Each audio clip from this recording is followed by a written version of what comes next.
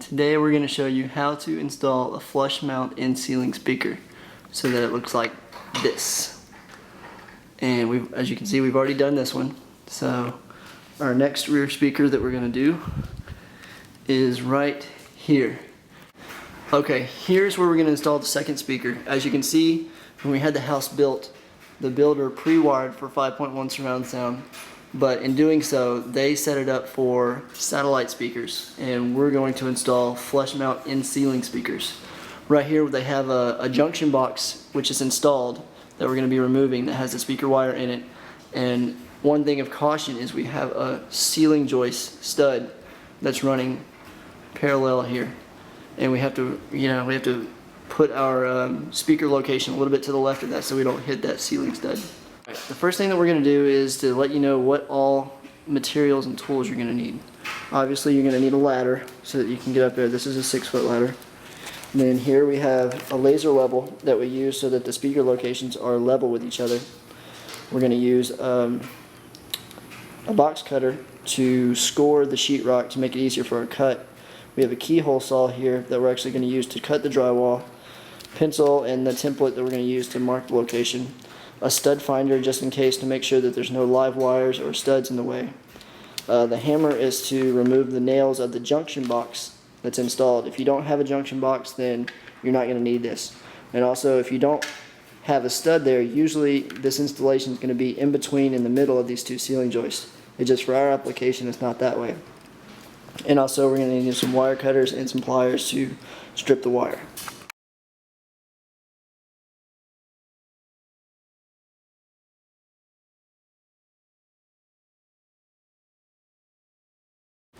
Okay, well here is our 6.5-inch speaker. As you can see, the grill is still on it, so what you'll do is you'll actually use this little tool that came with the speakers to remove the grill. So you'll pull that up on this side, and you can do it as well on the other side if you don't really want to come out. So you'll have to take this off before you do the installation and the dust cover. Put those in a location that you'll remember. Because as you can see here, there's screw holes. There's screw holes here that we're going to be using. There's 4 of them. Because on the other side of the speaker, there's no screws or anything, so what actually holds the speaker in the location is these feet. Whenever you screw it, these feet come out and they tighten up to grab the sheetrock. And then once those are actually in, then you'll turn it back over, or it'll be in the wall. You'll go ahead and aim your tweeter where you want it, and then you'll put the dust cover, and then you'll put the grill back on top of it.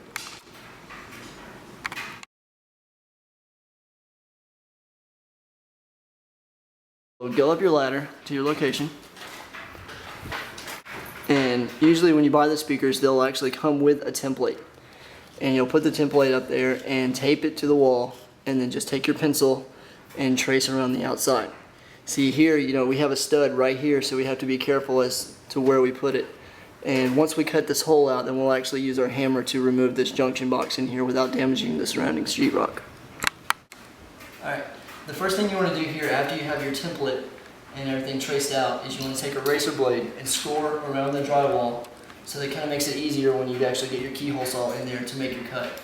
So you'll start at the top, and you might want to go just inside the lines here, not on the line but inside, because your keyhole saw is going to have a thicker blade and it'll actually end up going over the line. So start just inside your line, and kind of press hard, and then go all the way around, and then you'll continue all the way around the circle.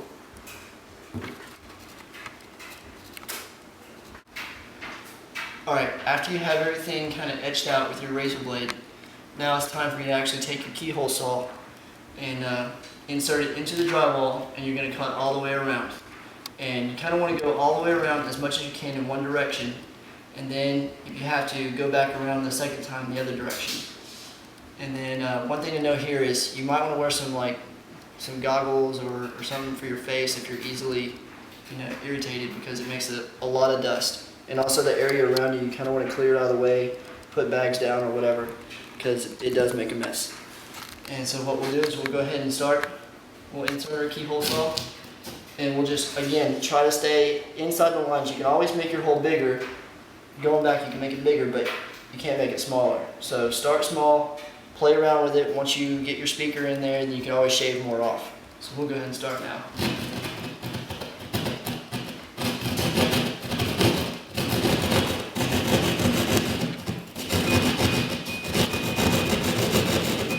Just like that, and then you'll go all the way around the hole.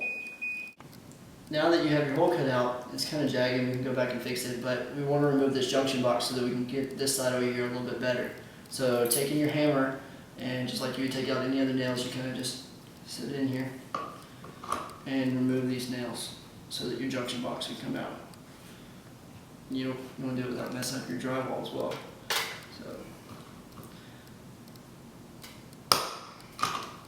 It doesn't really matter if the junction box breaks, but alright, so we got that screw out, and then we'll go ahead and take this screw out as well. And then once we do that, then we'll take the keyhole saw, and anywhere you can still see your lines, we'll go ahead and remove that to make it nice and clean so that we can get ready for the speaker install. Now that we have our hole completely cut out and our junction box removed, the next thing we're going to do is we're going to test and see if our speaker will fit. And you'll just basically take it. You want to make sure, well, for our case, we have this stud right here. We actually had to go back and do a lot of shaving off over here so we can move the speaker over because this stud is in the way. And so now what we're going to do is place our speaker into here so as neither one of these feet will have to open right here. They'll either open up here or open down here. So we'll make sure the speaker's right side up. Put it in. And boom. It fits. And now what you'll do is you can go ahead and aim your tweeter to where you want to do it so you don't have to do it later, or you can wait. And what we'll do now is we'll actually remove the speaker, pull the wire out so that we can make our connections. Alright, the next step that we're going to do is go ahead and make our speaker connections and put the speaker into the ceiling. Our house was pre-wired, so our speaker came in 16 gauge wire. And you have your red and your black. You'll actually have to strip this out and strip a little bit off of each one, like a ½ inch is what I do to get the conductor out. And now what we'll do is we'll actually take our speaker, and on the back of our speaker we have our posts here, your positive and your negative, that you'll put your wire into. And these right here are actually the feet. Once we put our speaker into the ceiling, we'll take a screwdriver and we'll screw in the 4 holes, and it'll actually tighten on the sheetrock to grab, so there's no other installation after that we have to do. Now we'll go ahead and make our connections to the speaker.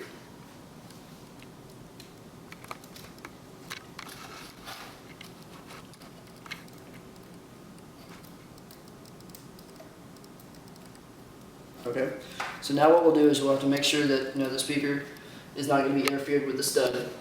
Just push this wire into the ceiling. Alright. And then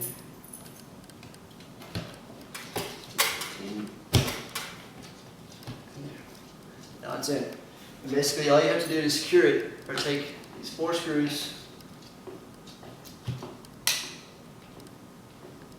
and start screwing it in. And what it'll do, it'll actually grab the sheetrock and hold itself in place. So now what I'm going to do is go ahead and tighten the rest of the 4 screws. Okay, after you have all 4 of your screws tightened, the only thing you really have left to do is go ahead and wherever you want to aim your tweeter for your sound.